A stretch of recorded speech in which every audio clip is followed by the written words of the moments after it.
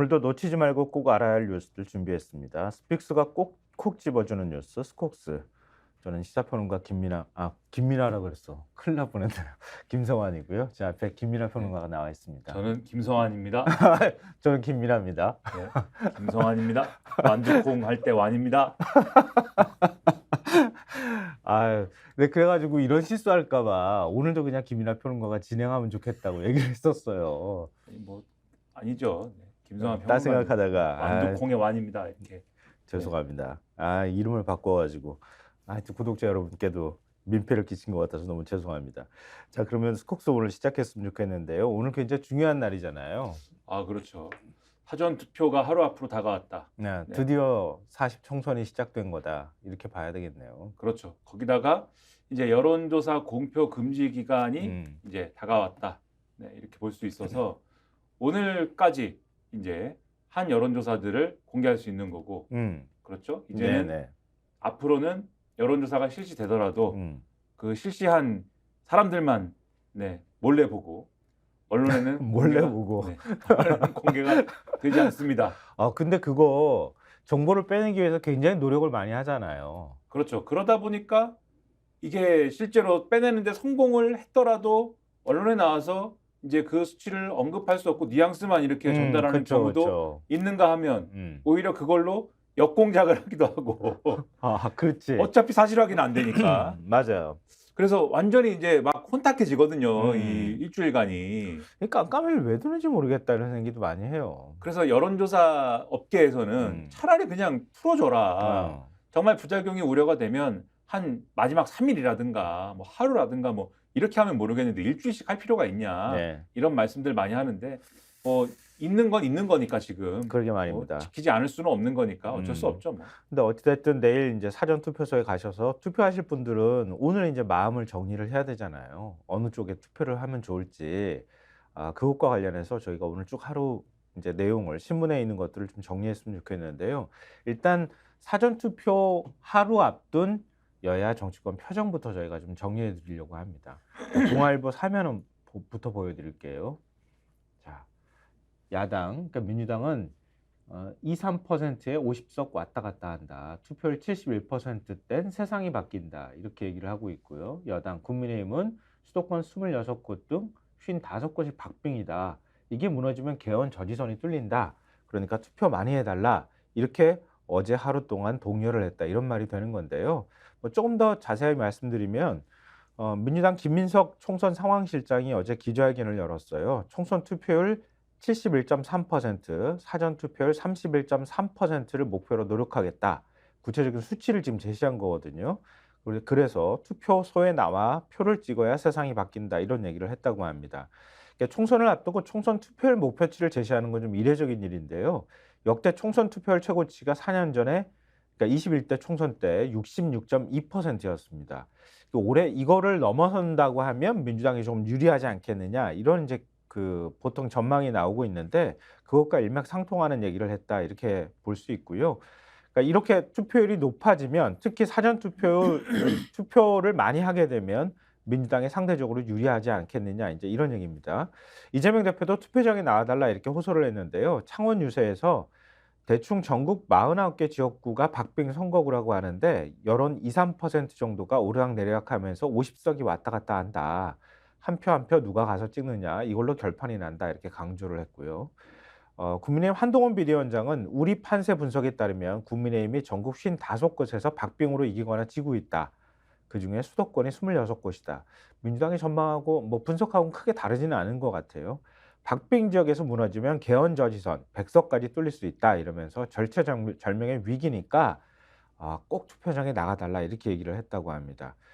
한 위원장이 민주당이 153석 플러스 알파 판세를 공개했을 때 숫자를 얘기해 국민의 평가를 단정짓는 건 하지 않을 생각이다.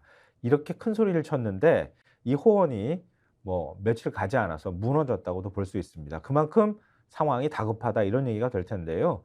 홍석준 중앙선대위 종합상황부실장이 기자들한테 이렇게 얘기를 했다고 합니다. 지지자들이나 후보나 일반 유권자들도 너무 이긴다고 떠들면 교만하게 보일 수 있지만 더 무서운 건 패배주의다. 특히 사표 심리가 많아서 투표장에 안 나갈 수 있다. 그러니까 우리 지지자들은 적극적으로 사전 투표에도 나가달라, 투표장에 나가달라 이렇게 지금 독려하고 있다고 하는 겁니다. 그러면은 여야 간의 셈법이 뭘까 조금 더 구체적으로 저희가 설명을 해 드려야 될 것 같은데요. 한국일보 3면 보여드리겠습니다. 이렇게 되는 거예요. 이건 김민하 평론가가 분석을 좀 해주세요. 신문 기사 내용하고 전해주시면서. 근데 이제 한국일보의 경우에는 뭐 지금 쭉 말씀드렸다시피, 그러니까 이 지역구 국회의원 선거는 선거구만 254곳이기 때문에 네. 전국 단일 선거구인 대통령 선거와 달리 각 정당 전국 지지율로만 이 승패를 얘기하기는 이제 어려운 거 아니겠습니까? 네. 그런 상황에서 아까 말씀하신 것처럼 결국은 이제 투표율이 어느 정도나 되느냐 이게 핵심인 것인데, 이 기사를 보면은 이제 앞서 말씀하신 바로 그 논리들이 그래서 나와 있어요. 그래서 사전 투표가 중요하다.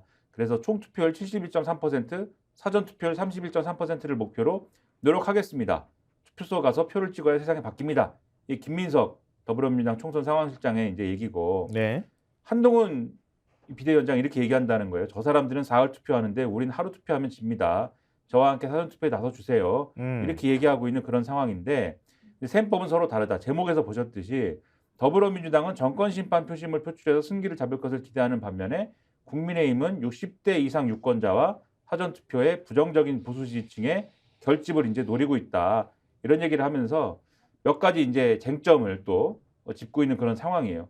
근데 이제 전반적인 이제 셈법의 어떤 차이도 차이인데, 지금 상황을 보는 이제 뭐랄까요, 판세랄까요? 그런 것에 좀 차이도 지금 뭐 여러모로 이제 작용하고 있어서 네. 여러모로 이제 좀 뭐랄까요, 흥미로운 부분들이 있는데, 그래서 그것까지 고려해 가지고 볼 필요가 있는 측면들이 있어요. 그래서 한국일보 기사를 얘기하기 전에 잠깐 뭐 판세를 어떻게 보고 있느냐라는 점에 대해서 조금 보완 설명을 드리면, 네. 아까 동아일보 기사를 보면은 민주당은 아무튼 지금 전반적인 지역구 판세가 민주당에 유리하다고 보고 있는 거는 사실이다라는 겁니다. 그래서 뭐 민주당 핵심 관계자가 3주 전보다 훨씬 상황이 나아진 것으로 보인다라고 일단은 얘기를 하고 있는데, 네. 일부 후보들의 부동산 리스크 및 막말 논란이 더 확산되지 않도록 하는데 주력하고 있다라고 얘기를 하고 있어요. 그러니까 양문석 후보하고 김준혁 후보 얘기를 하는 거죠. 그래서 요거는 일단 차단을 하고, 그리고 막판까지 국민의힘이 읍소 전략을 통해서 지지층 결집에 나설 것으로 보이니까, 그렇기 때문에 사전투표 지지층 결집을 위한 캠페인이 중요하다. 이렇게 나오고 있는 거고, 그다음에 이제 국민의힘의 경우에는 지금 앞서 말씀하셨듯이 바닥을 일단은 쳤다라고 보고 있는 겁니다. 그래서 당 지지율이 저점을 찍고 조금씩 회복세로 돌아서고 있다고 보는 기류다. 최악의 분위기에서 벗어나 점점 좋아지고 있는 추세인 것은 분명한데, 민주당 후보의 막말 논란 이런 것들이 야당 지지율에 악영향을 끼칠 것으로 기대하고 있는 분위기라는 거예요. 그리고 한 선대위 관계자가 이렇게 얘기했대요. 각종 선거 지표를 종합하면 확실히 이종섭 전 호주대사 출국 논란 때보다는 좋아지고 있다. 이렇게 얘기를 하고 있는데, 그러면 결론적으로 얘기하면 민주당은 지금 분위기가 막 좋은 상황이다. 그런데 다만 마지막에 악재라고 볼 만한 게 지금 껴있다. 이렇게 보이는 거고, 국민의힘은 너무 분위기가 안 좋았는데 그렇기 때문에 오히려 바닥을 쳤다. 그래서 앞으로 어떻게 올라가는데 뒷심이 있을 거냐. 이게 이제 핵심 아닙니까? 네. 그리고 이게 어떻게 나타나느냐가 사전투표에서 얼마나 각 지지층이 결집하느냐에서 판가름 난다는 거죠. 그래서 이제 사전투표율이 중요하다 이렇게 보는 건데, 한국일보 기사에 이렇게 돼 있어요. 높은 투표율은 대체로 민주당을 비롯한 야권에 유리하다. 통상 연령대가 낮을수록 투표율이 떨어지는데 고령층은 보수 성향, 2030 세대는 진보 성향으로 분류되기 때문이다. 그런데 특히 사전투표는 진보층의 결집 추세가 강해 사전투표율이 높을수록 야권에 유리하다는 인식이 강하다. 그러니까 지금 정권 심판 여론이 높게 유지되는 상황에서 적극 투표층에 몰려드는 사전투표는 야권의 호재다. 일단 이렇게 볼 수가 있다라는 점이 있습니다. 그런데 다만 사전투표율과 최종투표율이 높으면 민주당에 유리하다는 도식은 2020년 총선의 사례를 과하게 해석한 것이라는 반론도 있다. 이런 점도 있다라는 것도 있어요. 그리고 이번 총선은 사상 최초로 60대 이상 유권자 수가 30대 이하 유권자 수보다 많다. 그래서 보수 강세인 고령층이 투표율 상승을 견인한다면 여당에 유리할 수 있는 그런 대목도 있다. 그래서 지금 한동훈 비대위원장이 이번 투표부터 수개표가 병행돼서 공정선거를 반드시 이뤄낼 테니 저희를 믿고 사전투표에 나서 달라라는 등의 사전투표 조작을 우려하는 일부 보수층 달래기에 나서는 거다. 이렇게 볼 수 있는 대목이 있는 겁니다. 근데 뭐 지금 이제 한국일보 분석은 아까 인제 다만 뭐 그러나 뭐 이렇게 표현을 사용하면서 뒤에 요런 부분도 있다 이렇게 말씀을 해 주셨지만 굉장히 전통적인 분석인 것만은 틀림이 없어요.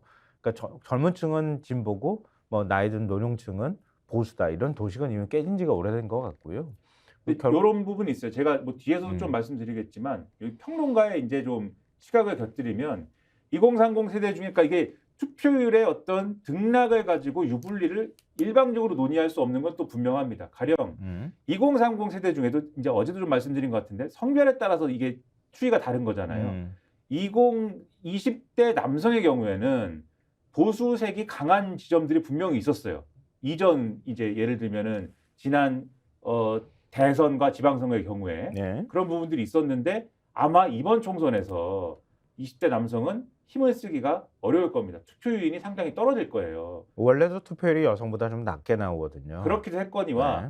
이전에 좀 바람을 탔던 거는 그게 예를 들면은 국민의힘의 이준석 변수도 있었고 그래서 자기들이 어떤 처지나 이런 것들을 이준석 대표 당시에 좀 동일시하는 측면이 있었기 때문에 그런 게 작용했던 바가 있었는데 지금은 오히려 정권 심판론에 지금 유인이 되어 있는 상황이거든요. 20대 그쵸. 남성층이. 어제도 저희가 신문 내용 소개해 드리면서 경제 문제에 오히려 더 큰 관심을 갖고 있다고 하잖아요. 그렇죠.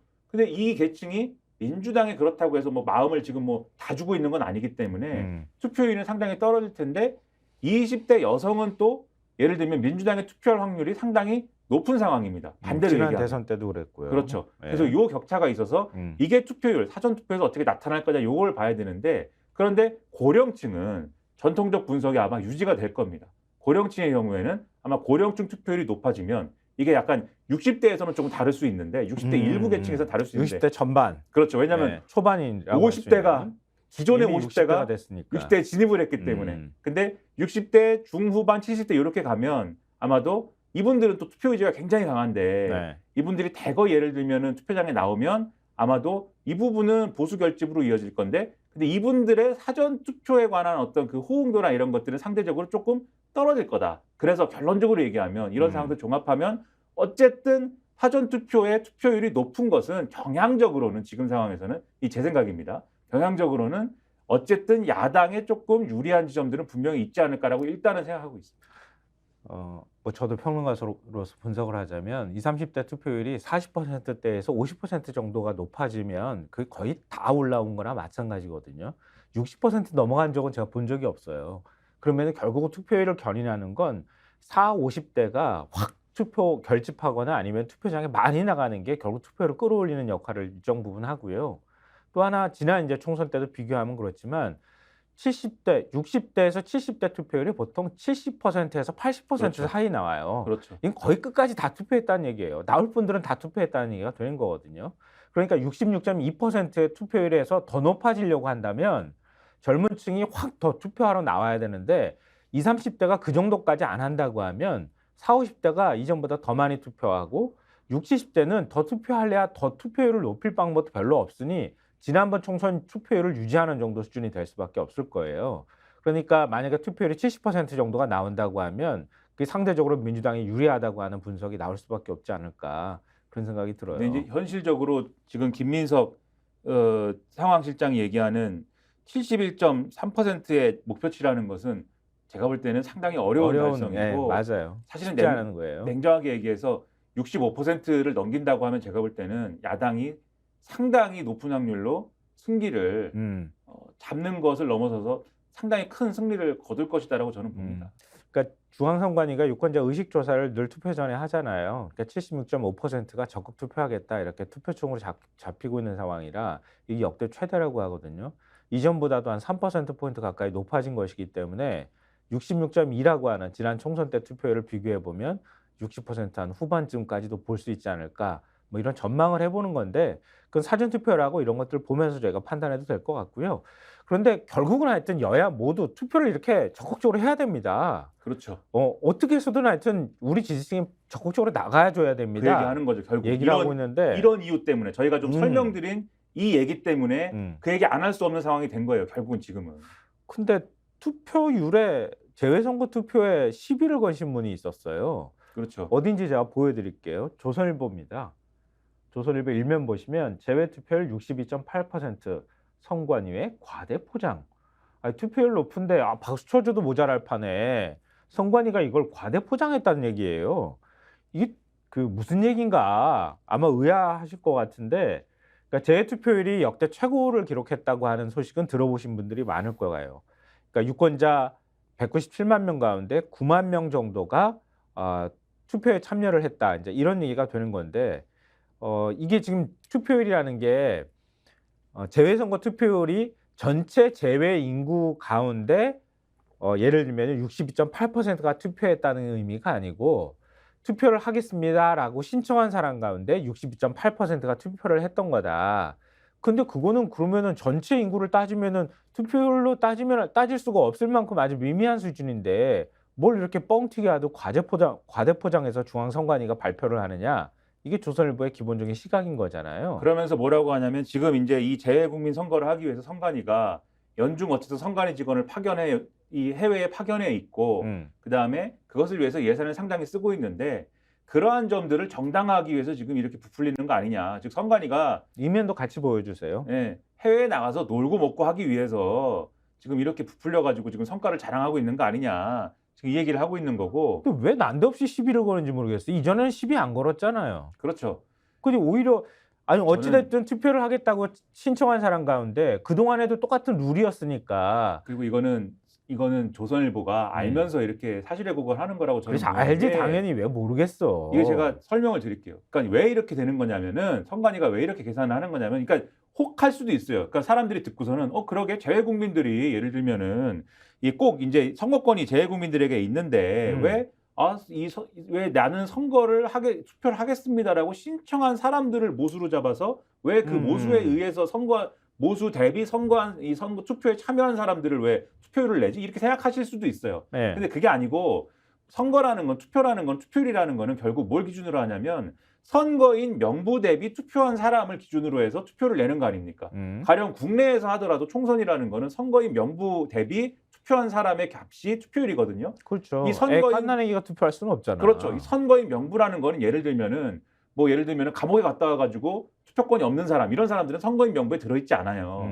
그런 건데 재외국민의 경우에는 가령 이 사람들의 투표권을 다 보장해 주려면은 이 전 세계에 흩어져 있는데 우리 재외국민들이 전 세계 예를 들면 투표소를 다 상시적으로 운영해야 되고 그것을 선관위가 관리해야 되고 비용과 여러 가지 문제 현실적인 한계가 있는 거 아니겠습니까? 그래서 선거인 명부를 기존에 갖고 있는 선거인 명부 유지가 되고 있는 선거인 명부도 있지만 추가적으로 투표하실 분들 신청을 따로 하시면 이 선거인 명부에 반영을 해서 투표권을 보장해 주겠습니다라고 하는 게 재외국민의 어떤 선거의 기본적인 시스템이에요.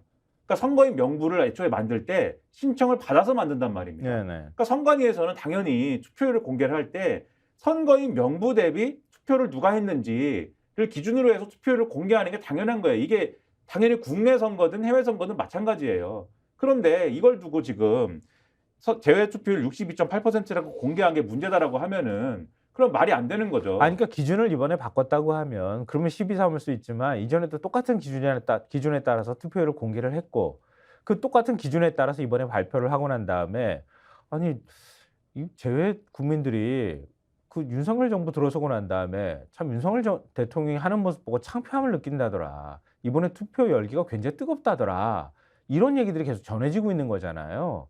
그러니까 그게 굉장히 불편한 거야 보니까. 그러니까 이게 선관위 직원들이 해외에 나가 있고 예산을 많이 쓰고 이런 문제랑은 상관이 없는 거예요. 이거는 기본적으로 그러니까 상관이 엉뚱한 없고 얘기를 하고 있잖아. 가령 이게 예를 들면은 더 많은 사람들이 투표를 하게 해주세요라는 문제 제기를 하고 싶은 거면 예를 들면 여기도 기사에도 일부 써 있긴 한데 62.8%의 투표율이 과장된 게 문제가 아니라 다양한 투표 방법을 우리가 법을 개정해가지고 우편 투표도 할 수 있게 해주고 그렇죠. 그래야지. 이거 뭐 10,000km씩 차 타고 가가지고 투표하는 것도 그렇죠. 참 진짜 웃기는 거잖아요. 그건 법을 개정해야 되거든요. 네. 그러면 법을 개정하자를 제목을 뽑든지 그렇지.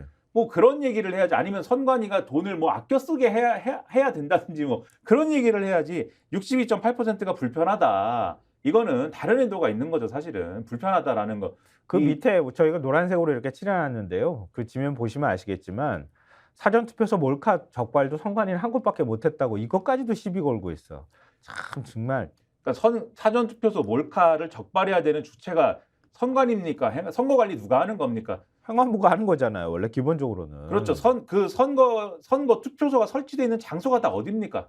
주민센터나 이런 데 뭐 있고 뭐 또 학교나 이런 데 있고 이런 거잖아요, 지금. 그러니까요. 그러니까 그런데 당연히 관리하는 주체가 행안부니까 당연히 행안부가 잘 잡아내는 건데 이거를 가지고 왜 또 시비를 걸고 합니까? 그리고 제가 볼 때는 일련의 맥락이 이 당연히 이제 투표율이 높다라는 거에 대해서 지금의 야당이 좀 이용하고 뭔가 이제 어떤 홍보를 하고 이런 것에 대한 불편함도 있겠지만 또 선관위 군기잡기도 있는 것 같아요. 이번에 또 똑바로 해? 그렇죠. 혹시라도 또 우리 보수 뭐 유권자들 부정선거 또 있는 거야? 예, 우리 보수 유권자들 불편하게 해가지고 말이야, 또 불편하게 하고 이래서 사전 투표 또 이 동력을 떨어뜨리고 말이야. 그러면 말이야, 우리 가만히 안 있을까 이런 것처럼 느끼는데 이런 기사 쓰면 오히려 보수 유권자들이 선관위 의심 생겨가지고 오히려 사전 투표 안 합니다. 조선일보 잘 생각해 보세요. 이게 무슨 도움이 됩니까, 보수 유권자들에게? 네, 좀 이따가 저희가 또 칼럼을 소개해 드릴 텐데요. 조선일보의 진짜 속내가 뭔지 그 칼럼을 통해서 드러나니까요. 그것도 저희가 말씀드리도록 하겠습니다. 자, 그럼 투표율 얘기는 여기까지 하고요. 그리고 앞서 저희가 시작할 때 얘기 나눴던 것처럼 오늘부터 이제 여론조사 공표 금지 기간에 이제 들어가게 되는 겁니다. 그러니까 그동안에 여론조사 한 것들은 발표할 수가 있는데요. 지금부터 여론조사 한 것들에 대해서는 앞으로 추후에 발표를 하기 어려운 이른바 깜깜이 기간으로 들어가게 되는데요. 그 내용을 전한 신문이 있습니다. 경향신문 3면인데요. 자, 오늘부터 여론조사 공표 금지, 남은 큰 변수는 2030 투표율 이렇게 해가지고 기사를 썼는데요. 앞서 저희가 분석해드린 내용하고 일맥상통하는 것 같아요. 일단은 여론조사 공표 금지 기간에 들어가게 되고 그러면 국민의 여론이 어떻게 움직이는지 사실 가늠하기가 쉽지가 않잖아요. 뭐 이른바 선수들, 아는 사람들만 자기들이 정보 움켜쥐고 알고 그 추이를 가지고 대응은 하겠지만 각 당은 여론조사 다 돌리겠죠. 그리고 언론사들도 돌리잖아요. 그리고 지금 말씀하신 선수들이라고 하셨는데 선수들 얘기를 또 100% 믿지 마세요. 근데 지금 이제 그런 거잖아요. 선수들도 잘 모릅니다, 사실. 맞아요.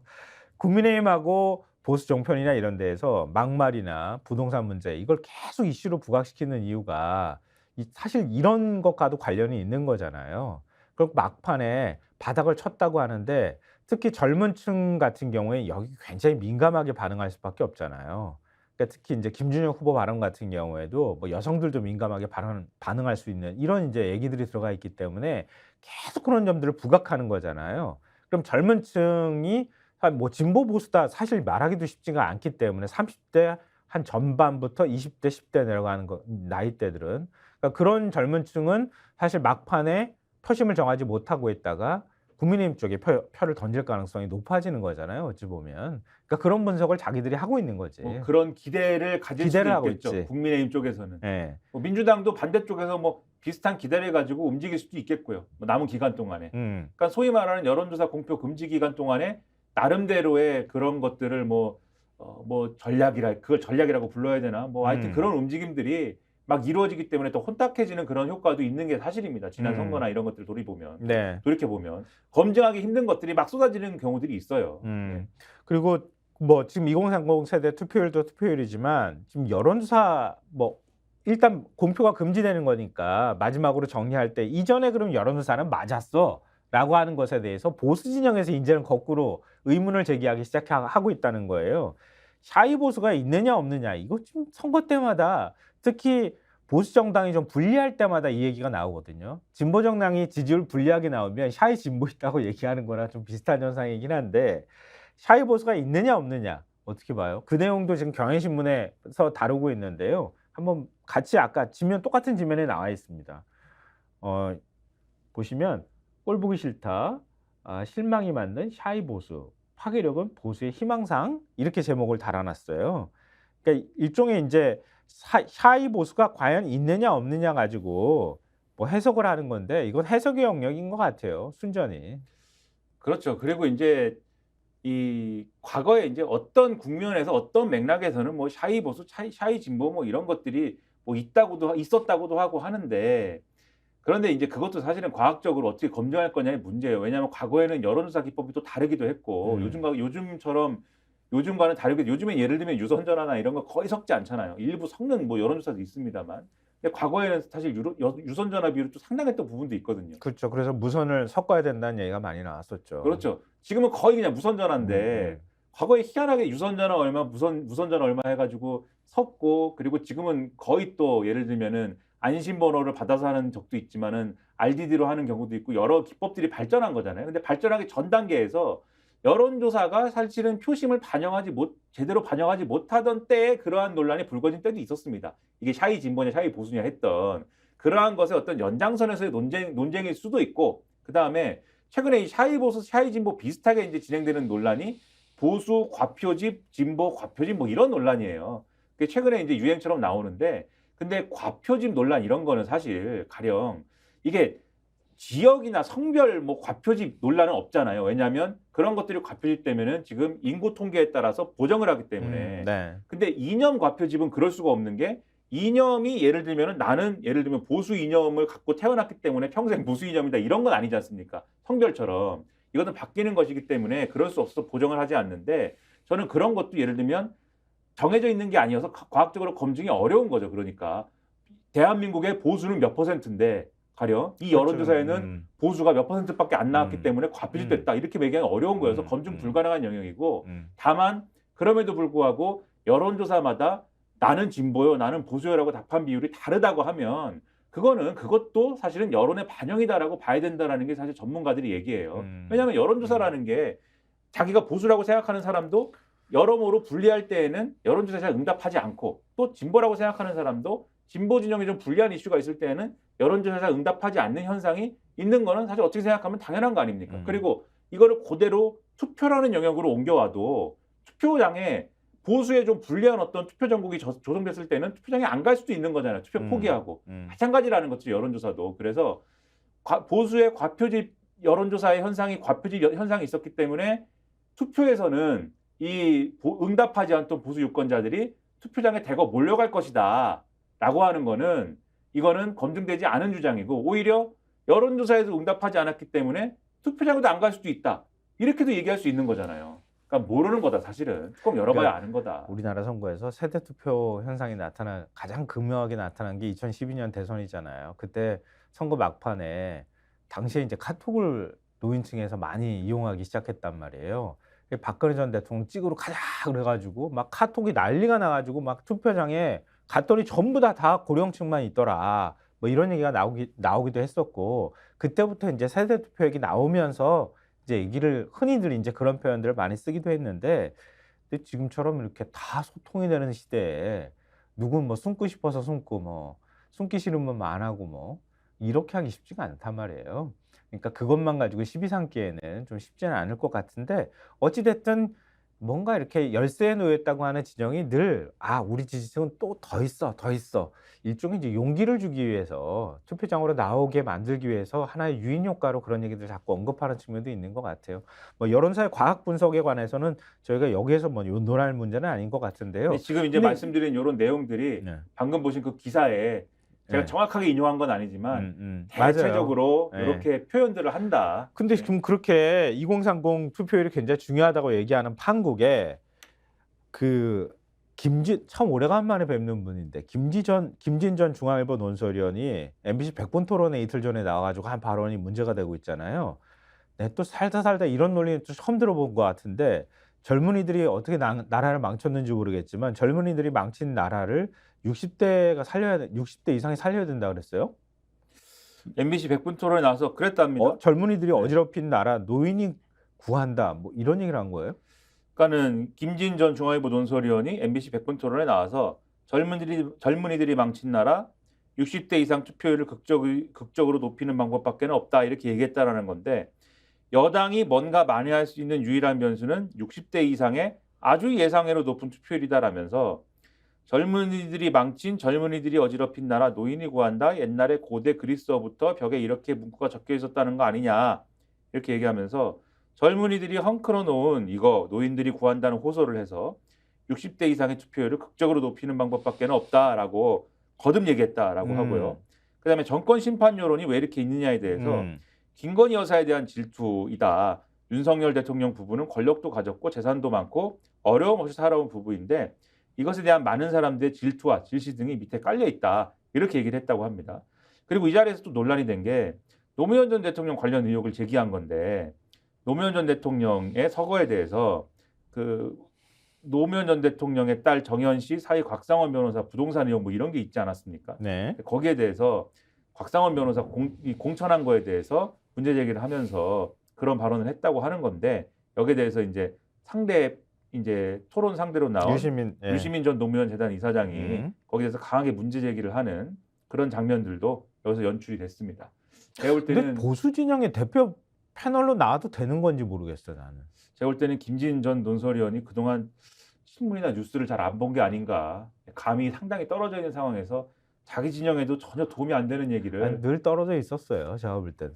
예. 자기 진영에도 전혀 도움이 안 되고 상식에도 안 맞고 살이 안 맞는 얘기를 이렇게 하고 있다라는 거에 이게 대해서 국민의힘 쪽에서 동의가 된 걸 가능성이 굉장히 높아요, 제가 볼 때는. 그 패널 선정에 있어서는 그랬겠죠 아마. 예, 그렇죠.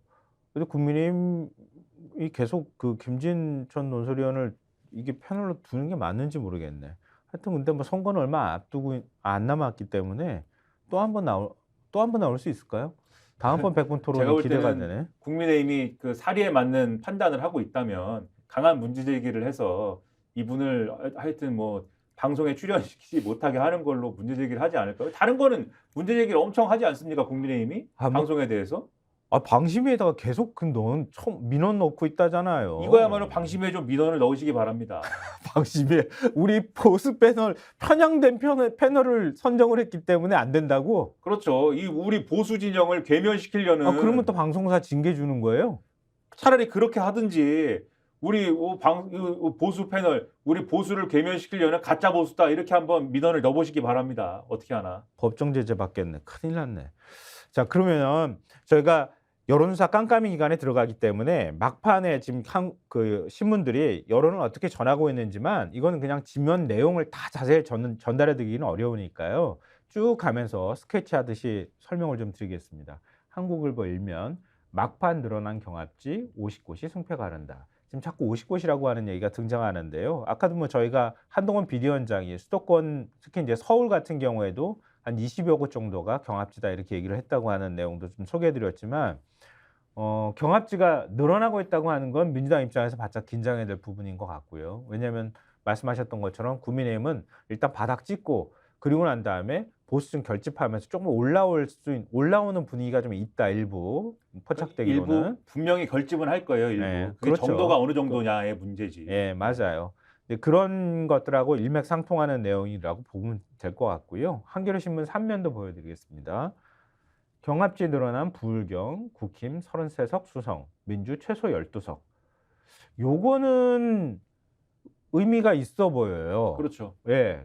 지금 경합지가 늘어났다는 얘기는 거꾸로 말하면 부울경의 여론이 그만큼 국민의힘한테 나쁘게 돌아가고 있다는 얘기나 마찬가지잖아요. 그렇죠. 이 지역에 있어서는 네. 당연히 그런 것이고, 그러니까 지난번 총선 결과를 보면 국민의힘이 상당히 크게 졌지 않습니까? 네. 그럼에도 불구하고 마지막에 어쨌든 영남 지역에서 결집이 일어나면서 부울경에서는 성적이 그렇게까지 무너지진 않았던 거거든요. 오히려 민주당이 그 전에는 8석이었는데 7석으로 뺏겼어요. 그렇죠. 네. 그래서 부울경에서는 결집이 일어난 효과를 봤음에도 불구하고 수도권에서 전멸하면서 완전히 이렇게 국민의힘은 완전히 대패했던 거 아닙니까?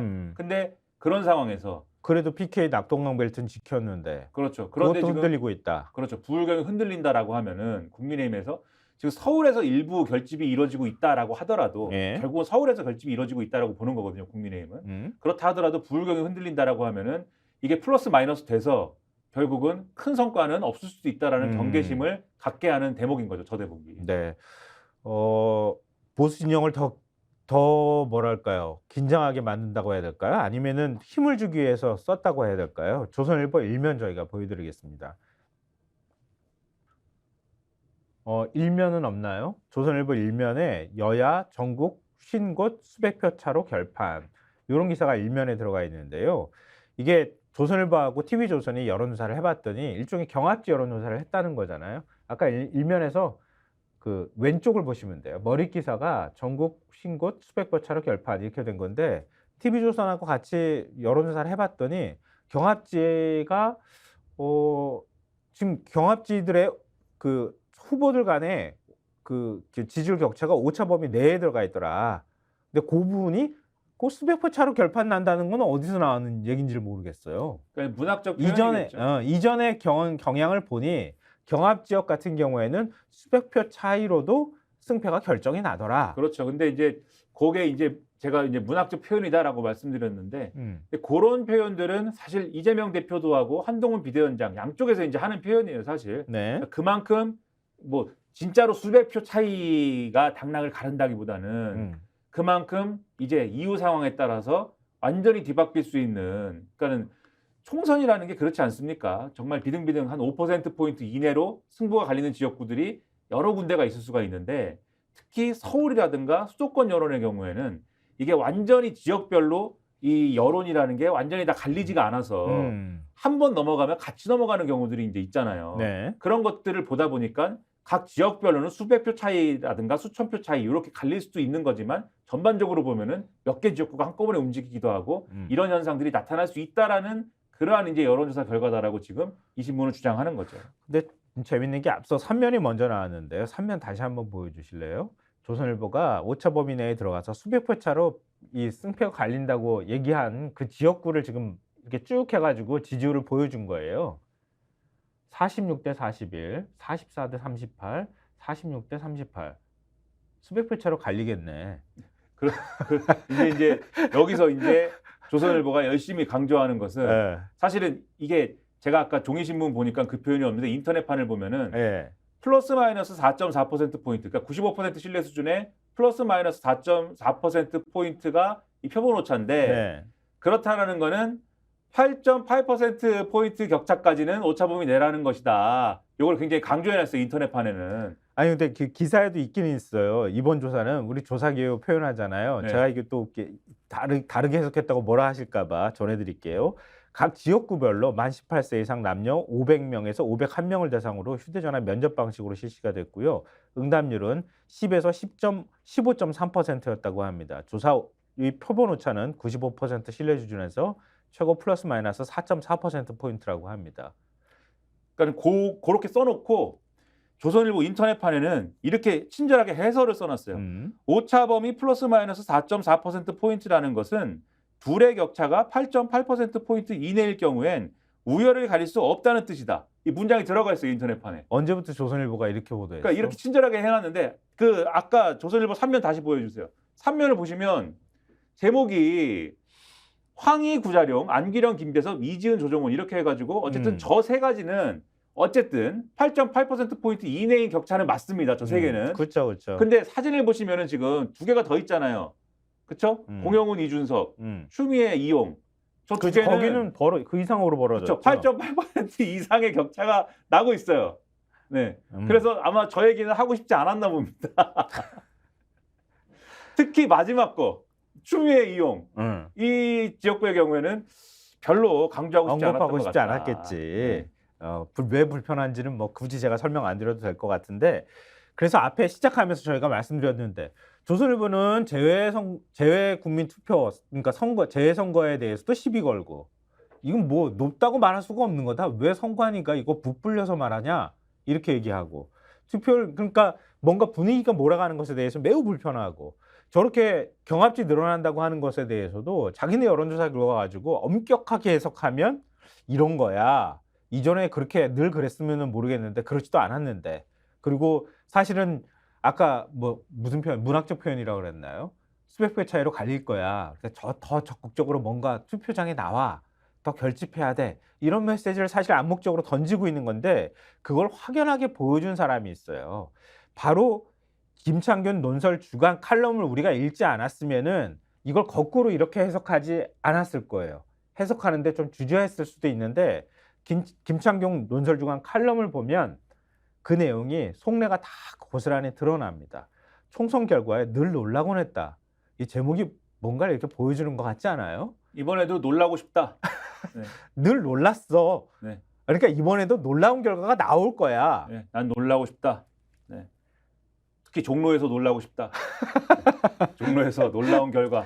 하여튼 그동안에 예측치하고 벗어났던 총선 결과에 대해서 대선 총선 할 것 없이 모두 다 끌어다가 다 앞부분에다가 쫙 적습니다. 그러니까 이렇게 써 있어요. 1997년 정치부에 몸담은 이후 대선과 총선 각각 6번째 지켜봤다. 대선은 예상했던 범위 내에서 결과가 나왔다. 반면 총선은 한 번도 제대로 관역을 맞췄다는 기억이 없다. 의석수 격차가 예측치보다 훨씬 벌어지거나 좁혀지는 것은 다반사였고 1, 2당 순서를 헛짓기까지 했다. 그리고 뭐라고 써있냐면 대선보다 총선 예측에 고전하는 건 여론조사도 마찬가지다.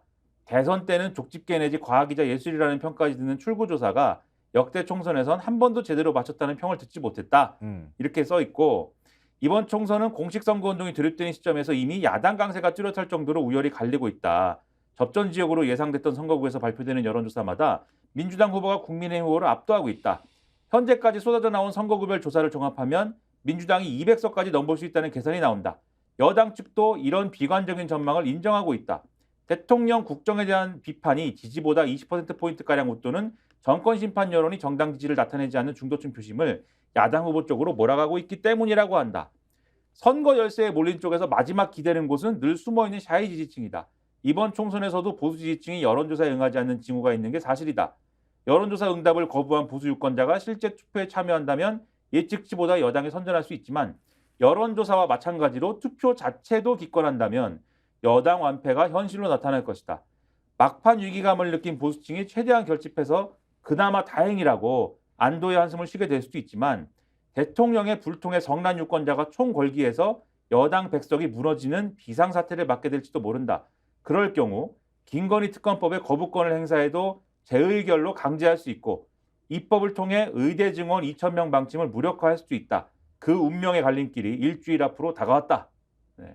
그 운명의 갈림길이 일주일 앞으로 다가왔다. 네. 기적을 보고 싶다. 네. 놀라고 싶다.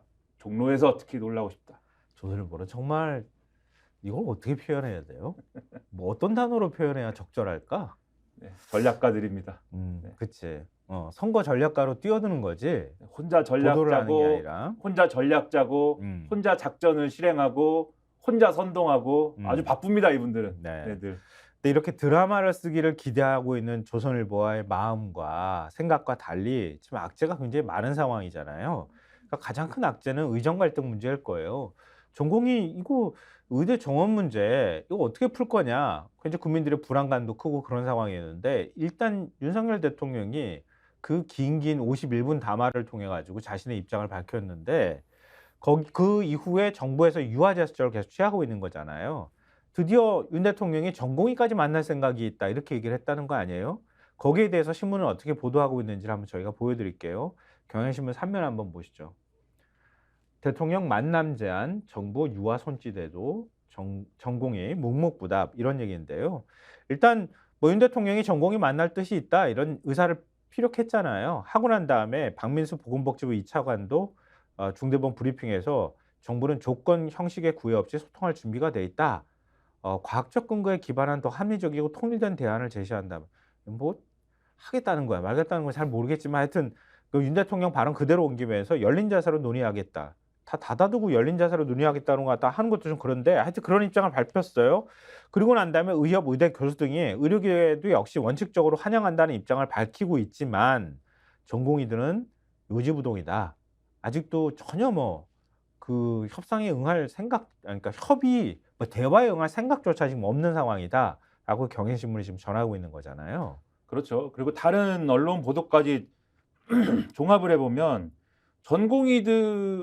전공의들이 이런 대화에 응해야 된다고 할 때 누가 대화에 응해야 되는 건지조차도 지금 불분명합니다. 그러니까 가령 지금 이제 전공의 단체가 원래 있었던 거잖아요. 네, 근데 그렇죠. 전공의들의 입장은 자기들이 사직서를 내고 사직을 했다는 거잖아요, 지금. 아, 그렇지. 그러면 그 전공의 단체가 자기들을 대변하는 거냐에 있어서도 의견이 지금 일치되지 않는다라는 거예요. 그럼 사직서를 내면 전공의 신분도 아닌 거잖아요. 그렇죠. 본인들은 그렇게 지금 주장을 하고 있는 데다가 그리고 지금 원래 이제 만남을 호소했던 그래서 사실은 이 전공의를 그럼 내가 만날게요라고 대통령실이 한 그 계기를 마련했던 전의교협 비대위의 조윤정 홍보위원장이라는 분이 있습니다. 그러니까 눈물로 좀 만나주세요라고 호소했던 분이고 대통령이 맞아요. 만나서 뭐 껴안아줘야 됩니다 이렇게 얘기했던 분인데 사퇴 의사를 밝혔습니다. 그러니까 왜냐하면 의료계에서 당신 얘기는 그러면 2,000명 증원을 수용하라는 얘기인가요? 또 조건 없이 대화에 응하면 들러리만 서는 거 아닌가요? 이런 비판이 나왔기 때문에 이거는 저의 개인적인 의견에 불과했습니다라고 얘기했지만 의료계 내에서 수습이 안 되다 보니까 결국 이분은 또 사퇴하고 그래서 사실은 전공의를 만날 수 있는 동력은 사실은 오늘 보도를 종합을 해보면 상실됐다. 그래서 언론 보도에 응한 전공의들의 목소리를 좀 보면은 어떤 전공의는 만나야 할 것 같다라면서도 근데 만날 수 있게 될 것 같진 않다라고 얘기하고 또 어떤 전공의는 예를 들면 그 만나가지고 뒤통수 맞기 싫다 생중계해야 된다 이렇게 주장하는 그 안 되겠죠. 전공의도 있고 또 어떤 전공의는 이거는 2,000명 직원 이거부터 확실하게 안 한다라고 못을 박아야 우리가 할 수 있는 거 아니냐 이렇게 얘기를 하고 제각각인 상황이어서 진도가 안 나갈 것 같다 이렇게들 전망하고 있습니다 언론이. 근데 총선 결과에 늘 놀라곤 했다고 하는 조선일보 사설에서 어떻게 지금 조언하고 있는지도 전해드려야 될 것 같은데요. 윤 전공의 대표 만나면 설득에 앞서 충분히 듣길. 말 너무 많이 하지 말란 얘기예요. 귀 열어두고 들으란 얘기인데 어쨌든 직접 만나겠다고 윤 대통령이 밝힌 뜻에 대해서 환영의 입장을 밝히면서 그동안 전공의들을 향해서 책임 있는 대표단을 구성해 대화의 자리로 나와달라 이렇게 정부가 여러 차례 요청을 했지만 전공의들은 묵묵부답인 상황이다. 근데 사태가 지금 장기화되면서 국민 불평과 불안은 환자 불안들은 계속 커지고 있는 상황이다. 이렇게 전하면서 그러니까 윤 대통령이 대국민 담화에서 증원 규모 재조정 문제도 논의할 수 있다고 하는 입장을 밝혔으니 일단 융통성이 생긴 것 아니냐. 일단 제일 필요한 거는 전공의를 대통령이 직접 만나서 대화하는 것 아니겠느냐. 이러면서 이런 조언을 합니다. 조선일보가. 전공의 대표들과 만나면 윤 대통령은 설득하기에 앞서 마음을 열고 충분히 들어야 한다. 전공의 대표들의 말에 귀를 기울이는 것만으로도 많은 문제가 해결될 수도 있다. 이번 사태를 악화시킨 큰 요인 중 하나인 대통령이 일방적으로 밀어붙인다는 인상을 불식시키는 데도 도움이 되고 어떻게든 이 문제를 풀어보려고 인내하는 대통령의 자세가 국민을 안심시킬 수 있다. 경청하는 과정에서 윤 대통령이 생각지도 못한 포인트를 찾을 수도 있을 것이다. 정부가 더 유연성을 발휘하고 의료계도 책임 있는 자세로 대화에 임하면 많은 문제들에 대한 가닥을 잡을 수 있을 것이다. 너무 멋진 조언 아니에요? 걱정이 되는 거죠. 1시간을 얘기하면 59분을 말씀하시는 분이다라는 게 있는 데다가 국민들을 상대로 해서도 51분 동안 말해요. 그렇죠. 전 국민이 확인한 거 아닙니까? 대국민 담화를 통해서 실제 51분을 말씀하셨다. 59분 대통령이라는 걸 국민들이 생생하게 라이브로 다 확인한 거잖아. 그렇죠. 그러면 전공의를 이렇게 만나도 아마 전공의들이 대화에 응하러 왔습니다 하면은 자 내가 2,000명을 왜 생각했느냐에 대해서 막 또 그러면은 전공의들이 야 이건 안 된다 이렇게 생각할 거 아닙니까? 네. 그걸 우려하겠죠 조선일보는. 그렇게 우려는 우려인데 정부가 그러면 설득을 하고 경청할 자세를 갖고 있다는 걸 보여줘야 될 거 아니에요. 그러면 일단 2,000명 증언에 관해서 이게 논쟁 사안이라고 하면 정부가 일단 진행 사항들 잠시 멈춰둘게 와서 대화하자. 이렇게 하면 맞는 거 아니에요? 그렇죠. 근데 할 거 다 하고 난 다음에 와서 대화해. 그러면은 59분 또 얘기하겠다는 뜻밖에 안 되는 거잖아요. 그걸 보여주는 게 지면이 있습니다. 한국일보 8면 보여드릴게요. 의대 증원 배정 중지를 이렇게 되는데 정부는 교수 증원에 박차. 이렇게 지금 얘기를 하고 있는 거예요. 이 얘기가 뭐냐면 그러니까 학생들 정원을 늘리게 되면은 결국은 우리가 여러 차례도 얘기했지만 과연 교육시킬 여건이 돼 있느냐 이런 거 아니에요? 그렇죠. 교수도 없고 지금 김장 장갑 끼고 뭐 한다 그랬지?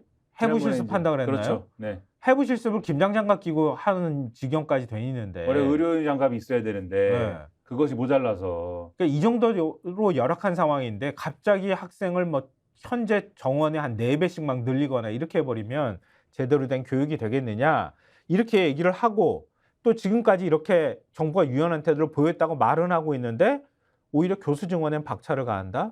그럼 계속 증원 쐐기 말뚝박겠다는 얘기나 다름이 없이 느껴지는 거잖아요. 그렇죠.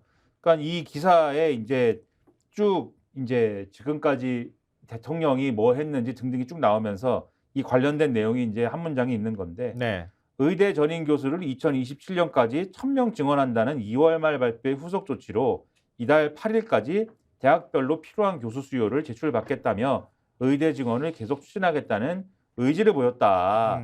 이런 것이고 그다음에 어제 윤석열 대통령이 오찬을 김형석 연세대 명예교수하고 가졌거든요. 네. 최고령 철학자이자 수필가로 알려져 있고 맞아요. 화제가 여기 됐어요. 네, 여기 연령이 104세라고 되어 있습니다. 맞아요. 굉장하신 분인데 이분하고 오찬을 가졌는데 뭐라고 말씀했냐면 나도 교수지만 의대 교수들이 전공의들의 집단 행동을 만류하기는커녕 단체로 사직서를 제출하는 등 집단으로 동조하는 모습은 바람직하지 않다. 그러니까는 또 이 교수님하고는 오찬을 하면서 그 사실은 의사들이 그 바람직하지 않아 이런 말을 또 하고 있는 거예요. 네. 근데 그 시간에 또 대통령은 나 저 시간 비워놨으니까 음. 전공의들 오길 바래. 아, 이거 대통령실에 전공의가 저 들어갈래요? 그러고 들어가면 가나? 그러게요. 그것도 그 이상하고. 대통령이 그렇게 한 거예요? 나 전공의들 기다리고 있을 테니까 일정 다 비워두고 나 가만히 있을 거야? 기다릴 거야? 와. 그렇죠. 그리고 이제 오늘 이렇게 얘기하는 거죠. 기다렸는데 안 오대. 참 야박한 사람들이야. 대통령 기다리게 할 수 있어? 이렇게 얘기하려는 거 이게 아닙니까? 도대체 뭐 하는 건지 모르겠어. 그래서 이것도 참 그렇다. 중앙일보 이현상 논설실장의 칼럼 하나 소개해 드릴게요. 신념과 고집 사이 의대 정원 2,000명의 경우 이렇게 얘기했는데요. 그 칼럼이 이렇게 시작해요.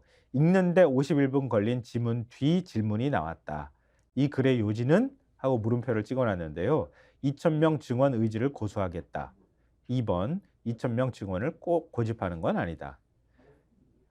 이러면서 이만하면 킬러 문항이다. 이렇게 얘기를 시작하고 있어요. 이 킬러 문항을 못 풀어서 그날 함원경 후보가 대통령 탈당하라고 한 다음에 다음 날은 탈당을 철회하라고 하고 막 이랬던 거 아닙니까? 맞아요. 이게 무슨 뜻인지 헷갈린다고 동아일보 사설에서도 지적했던 내용이기도 하고요.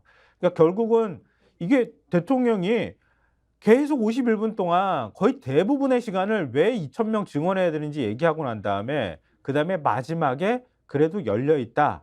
이런 식의 얘기를 덧붙이는 걸로 대통령의 유연한 태도를 보여줬다고 얘기를 하는 거 아니에요. 근데 그걸 과연 그렇게 해석할 수 있느냐? 이런 뜻 아닙니까? 그러니까 이분이 논설 실장인데 거의 이 긴 글을 14,000자의 원고를 하는데 이걸 분석을 했어요. 네. 그래가지고 막 문장을 분석을 해서 14,000자 원고 중 2,000명과 관련해 대화의 여지를 남겼다고 해석될 부분은 정확히 191자 가로 열고 띄어쓰기 및 문장부호 포함이었다. 더 타당하고 합리적인 방안을 가져온다면 얼마든지 논의할 수 있다는 구조를 포함한 네 문장이다. 그나마 이들 문장 바로 뒤에는 하지만이라는 역접 부사가 이어진다. 앞 네 문장이 전하고 싶은 요지가 아니었다는 뜻이다. 담화문의 대부분은 2,000명의 도출 근거와 정당성, 의료 카르텔 타파 및 국정개혁 의지 등으로 가득 차 있다. 보통의 문해력을 가진 수험생이라면 1번 그러니까 2,000명 증원 의지를 고수하겠다를 택하는 건 당연할 터. 그런데 그날 저녁 KBS에 나온 성태윤 대통령실 정책실장은 2번 그러니까 2,000명 증원을 꼭 고집하는 건 아니다. 이게 정답이란다. 출제 미스인가 독해력 부족인가 혹은 꿈보다 해몽이 좋은 건가. 네, 이런 얘기입니다. 이게. 저도 비슷한 생각을 했어요. 이날. 그러니까 말이에요. 네. 대통령이 분명하게 메시지를 좀 국민들한테 알기 쉽게 던져주고 난 다음에 대화 의지가 있다고 얘기해야 되는데 이게 그런 건지 아닌지도 계속 헷갈린 상황에서 결국 의대 증원은 정부가 계속 증원 추진하고 있고 한쪽으로는 대통령은 대통령실에서 자 전공이 누구라도 찾아와 내가 일정 비워놓고 기다리고 있을게 이렇게 해서 될 문제가 아니라는 걸 지금 얘기하고 있는 거잖아요. 그리고 이런 태도가 이 의대 증원 문제뿐만이 아니라 국정 전반에 대해서 이런 거냐에 대한 평가거든요. 그 평가가 지금 이루어지고 있는 거고 그게 표심으로 이어지고 있는 거거든요. 그래서 이 대국민 담화가 그게 아닙니다를 보여줄 만한 계기가 됐어야 된다라고 국민의 후보들이 요구했던 건데 그 기대가 이루어지지 않아서 막 실망하고 이런 거 아닙니까 지금 상황이. 네. 그랬다는 맞아요. 거를 직시하고 있는 거냐 큰 의문이 있다는 거예요. 일단 선거 앞두고 난 다음에 굉장히 다급한 상황이기 때문에 뭔가든 어떤 것이든 해야 된다. 이런 다급함들이 보이는 것인데 그렇게 다급함들이 한축으로 보여짐과 동시에 선거에 큰 도움이 안 된다고 생각하면 행동으로 옮기지 않는 것들도 있어요. 자, 그다음에 지면 보여주실래요? 경향신문 6면. 대통령 여당 대표 빠진 4.3 추념식. 희생자 위로 거부한 것이다. 이렇게 비판하고 있다고 하는 목소리가 있고요. 이거는 저희가 뭐 자세하게 말씀드리진 않겠습니다. 한국일보 5면 보여드릴게요. 이재명 대표는 지금 여당을 국민의힘을 4.3 학살의 후예다라고 비판했다고 하는 거고 한동훈 비대위원장은 이재명 대표가 오히려 역사의 아픔을 이용했다. 이렇게 지금 반박했다고 하는 내용도 같이 들어있습니다. 한겨레 신문 사설로도 지금 윤 대통령 4.3 추념식 참석 안 한 거 비판하고 있죠. 그렇죠. 이런 내용입니다. 불참했는데 윤석열 대통령 민생 토론에 내세워서 24차례에 걸쳐서 전국 곳곳을 누볐다. 그러나 국가폭력에 희생당한 제주도민 기리는 자리엔 뚜렷한 이유도 없이 참석하지 않았다. 한동훈 위원장은 선거운동 이후로 불참했다. 총선과 보수 지지층 의식하는 행태다. 이렇게 써놨고 이날 행사에선 한덕수 국무총리가 자신의 명의로 된 추념사를 읽어내렸는데 지난해에는 그나마 한 총리가 윤 대통령 추념사를 대독했으나 올해는 총리 명의로 격을 낮춘 셈이다. 이렇게 평가를 했습니다. 그리고 이마저도 4.3 단체와 유족들이 꾸준히 요구해온 희생자, 유족 명예훼손 처벌 조항 이런 것들을 마련하는 거 이런 거는 언급되지 않았다라고 평가를 하고 있고요. 그리고 이렇게 안 왔기 때문에 윤석열 대통령의 경우에는 2022년에는 당선자 신분으로는 추념식에 참석해놓고 지난해에는 한미 정상회담 준비라는 이유를 대면서 불참을 했고 올해에는 아예 설명도 내놓지 않았다.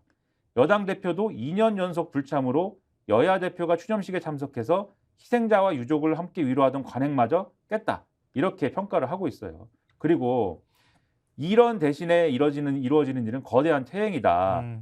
4.3 이 여권에선 제주도민 3만여 명이 학살된 4.3 책임자인 이승만 전 대통령을 국부로 추앙하는 움직임이 활발하고 4.3을 모독한 이들이 버젓이 여당 후보로 공천을 받았다.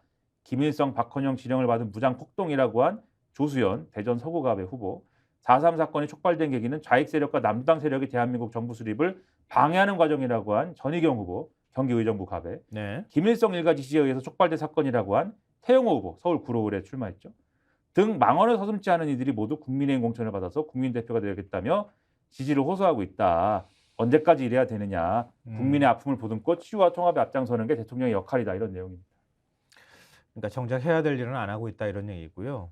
안 해도 될 일을 해가지고 국민들한테 혼란을 주거나 대통령 차라리 아무 일 안 했으면 좋겠다고 얘기를 들을 만한 내용들도 있어요.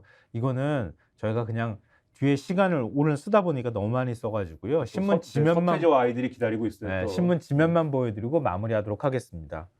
자, 대통령 연설 장병 교육 시도까지 국방통일부 총선 안보 발의하려고 했다. 대통령 연설 내용을 가지고 장병도 교육시키려고 했다가 이거 일부 부대에서 반발하고 이거 아닌 것 같다 이렇게 얘기를 해서 접었다는 내용이고요. 인기를 얻고 싶으면 조기 퇴소를 시켜줘요. 그러면 좋아할 텐데 왜 저런 걸 네. 합니까? 이 경향신문 19면이에요. 재정조여 물가 잡았다더니 정부 총선안 무제한 돈 살포하고 있다. 그러니까 민주당에서 이재명 대표가 25만 원씩 주겠습니다. 그랬더니 이거 물가 인플레이션 조장하는 거 아닙니까? 이렇게 얘기를 했더니 대통령이 더 많이 돈 풀겠다고 얘기하는 거 그럼 어떻게 설명할 거냐 이런 얘기고요. 그리고 오늘 사설 보면은 R&D 예산 깎을 때는 언제고 갑자기 마구 늘린다고 하는데 그러니까요. 이유도 설명이 없다. 이런 것도 있어요. 이게 도대체 나라가 어디로 가는 건지 모르겠네요. 근데 어찌됐든 선거는 내일부터 시작이 됩니다. 내일 사전투표 내일하고 모레 이틀 동안 있게 되고요. 깜깜이 기간 동안에 사실은 언론에서도 뭐 더듬더듬하면서 민심을 얘기할 텐데요. 그동안에 뭐 국정 운영이 어떻게 됐는지 뭐 야당도 역시 심판의 대상이 될 텐데요. 그 정확하게 보고 잘 숙고하신 다음에 판단하셨으면 좋겠습니다. 주변의 분들 최대한 투표하도록 설득해 주십시오. 네. 아까 서태지와 아이들이라고 그랬나요? 네. 나옵니다. 이제 서태지와 아이들이 드디어. 알겠습니다. 네. 네, 기다리고 있으니까요. 자, 지금까지 김민하 시사평론가, 김성환 시사평론가였습니다. 고맙습니다. 후배들의 홍보를 정치권색. 예. 다시 제가 말씀드리죠. 예. 구독, 좋아요, 사랑입니다. 예.